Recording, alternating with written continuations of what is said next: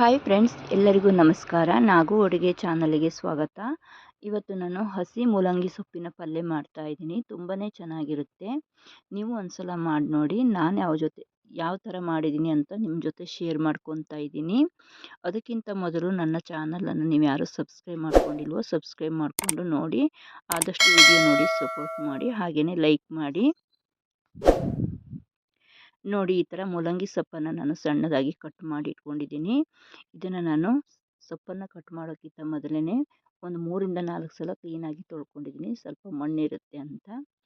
ಈ ಥರ ಸಣ್ಣದಾಗಿ ನಾನು ಸೊಪ್ಪನ್ನು ಮತ್ತು ಗಡ್ಡೆನ ಈ ಥರ ಸಣ್ಣದಾಗಿ ಕಟ್ ಮಾಡ್ಕೊಂಡಿದ್ದೀನಿ. ಇವಾಗ ಒಂದು ಪಾತ್ರಕ್ಕೆ ನಾನು ಹಾಕ್ತಾ ಇದ್ದೀನಿ. ನೋಡಿ, ತುಂಬ ಸಣ್ಣದಾಗಿ ಕಟ್ ಮಾಡ್ಕೊಳ್ಬೇಕು.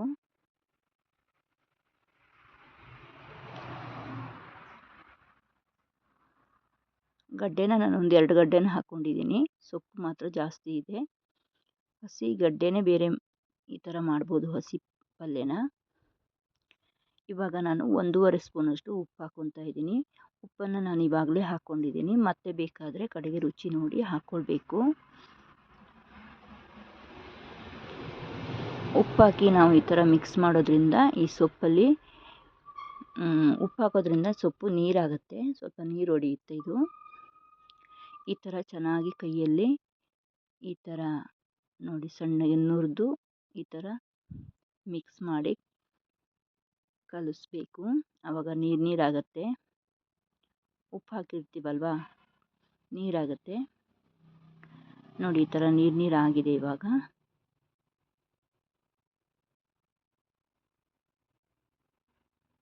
ನೋಡಿ, ಈ ಥರ ನೀರು ಥರ ಬೀಳ್ತಾ ಇದೆ. ಇದಕ್ಕೆ ನೀರೇನು ಹಾಕಿಲ್ಲ. ನಾನು ಸೊಪ್ಪು ಕಟ್ ಮಾಡೋದಕ್ಕಿಂತ ಮೊದಲೇ ತೊಳ್ಕೊಂಡಿದ್ದೀನಿ. ಈ ಥರ ನೀರಾಗಿದೆ. ಇವಾಗ ಇದನ್ನು ನೀರು ತೆಗಿಬೇಕು.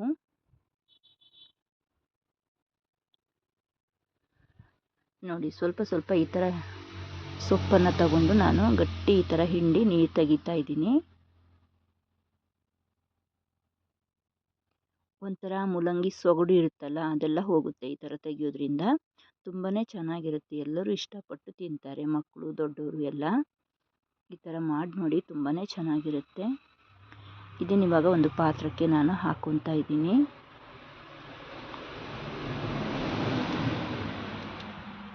ನೋಡಿ ಯಾವ ಥರ ನೀರಿದೆ ಅಂತ. ಈ ಥರ ಕ್ಲೀನಾಗಿ ನಾವು ನೀರು ತೆಗಿಬೇಕು. ಎಷ್ಟು ಸಾಧ್ಯನೋ ಅಷ್ಟು ಗಟ್ಟಿ ಹಿಂಡಿ ನೀರನ್ನು ತೆಗಿಬೇಕು.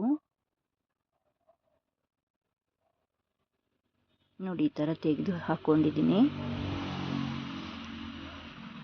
ಇವಾಗ ಎಲ್ಲ ತೆಗೆದಾಯಿತು. ನೋಡಿ, ಒಂದು ಅರ್ಧ ಗ್ಲಾಸಷ್ಟು ನೀರು ಬಂದಿದೆ. ಈ ನೀರು ಹಾಕಿದ್ರೇ ನಮಗೆ ಸೊಪ್ಪನ್ನು ತಿನ್ನಬೇಕಿದ್ರೆ ಮೂಲಂಗಿ ವಾಸನೆ ಅಂತ. ಕೆಲವು ಜನ ಮೂಲಂಗಿ ಸೊಪ್ಪನ್ನು ತಿನ್ನಲ್ಲ, ಅದು ತುಂಬಾ ಆರೋಗ್ಯಕ್ಕೆ ಒಳ್ಳೆಯದು. ಈ ಥರ ನೀರು ತೆಗೆದು ಮಾಡಿ ನೋಡಿ, ತುಂಬ ಚೆನ್ನಾಗಿರುತ್ತೆ.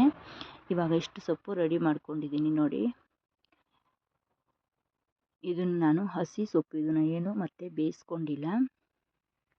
ವಿಡಿಯೋದಲ್ಲಿ ಕಲರ್ ಸ್ವಲ್ಪ ಚೇಂಜ್ ಆಗಿದೆ ಅಷ್ಟೇ.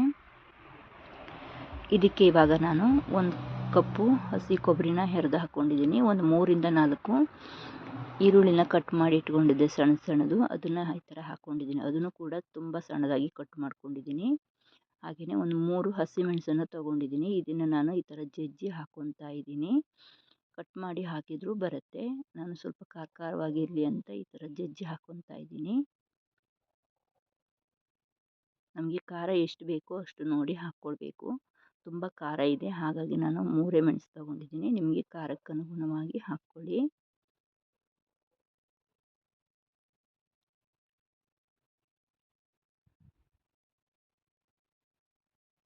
ಈ ಥರ ಸಣ್ಣದಾಗಿ ಕಟ್ ಮಾಡ್ಕೊಂಡಿದ್ದೀನಿ.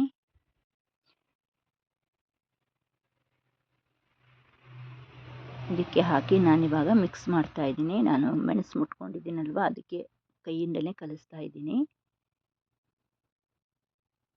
ಈ ಥರ ಎಲ್ಲ ಕಡೆನೂ ಮಿಕ್ಸ್ ಆಗೋಗೆ ಮಿಕ್ಸ್ ಮಾಡಬೇಕು. ಇದಕ್ಕೆ ಒಗ್ಗರಣೆ ಏನು ಬೇಕಂತಿಲ್ಲ, ಇಷ್ಟೇ ಸಾಕಾಗುತ್ತೆ.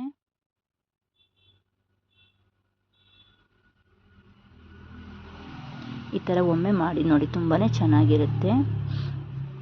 ಇವಾಗ ಲಾಸ್ಟಲ್ಲಿ 1-2 ಸ್ಪೂನಷ್ಟು ಕೊಬ್ಬರಿ ಎಣ್ಣೆನ ಈ ಥರ ಹಾಕ್ಕೊಂಡಿದ್ದೀನಿ. ಇದು ಕೂಡ ಬಿಸಿ ಮಾಡಿಲ್ಲ, ಹಸಿ ಎಣ್ಣೆನೇ ಹಾಕ್ಕೊಂಡಿದ್ದೀನಿ. ಈ ಥರ ಎಲ್ಲದನ್ನು ಮಿಕ್ಸ್ ಮಾಡಿಬಿಟ್ರೆ ಪಲ್ಯ ರೆಡಿ ಆಯಿತು. ಮತ್ತು ಇದಕ್ಕೇನು ಒಗ್ಗರಣೆ ಖಾರ ಏನು ಹಾಕ್ತಾ ಇಲ್ಲ. ಖಾರ ಅಂದರೆ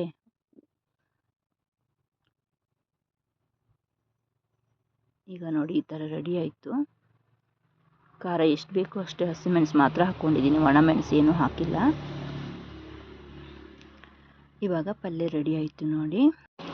ಇದು ಅಕ್ಕಿ ರೊಟ್ಟಿ ಜೊತೆ ಮತ್ತು ಚಪಾತಿ ಜೊತೆ ತುಂಬಾ ಚೆನ್ನಾಗಿರುತ್ತೆ. ನಾನು ಅಕ್ಕಿ ರೊಟ್ಟಿ ಮಾಡ್ಕೊಂಡಿದ್ದೀನಿ, ತುಂಬಾ ಚೆನ್ನಾಗಿ ಬಂದಿದೆ. ನೀವು ಒಂದು ಸಲ ಮಾಡಿ ನೋಡಿ, ತುಂಬ ಇಷ್ಟಪಟ್ಟು ತಿಂತಾರೆ.